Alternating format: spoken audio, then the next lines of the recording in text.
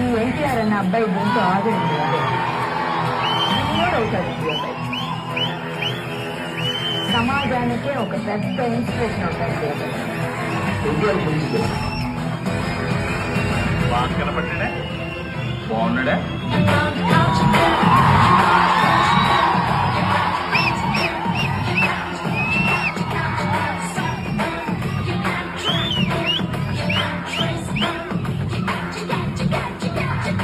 ఎప్పుడు మిమ్మల్ని తలదించుకునేలా చేయను అని మీ అందరికీ మాటిస్తున్నాను.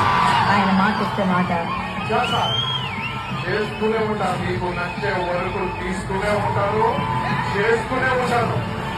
నాకు ఇంట్లో ప్రాబ్లం ఉందో మీకు కాకపోతే ఎక్కువ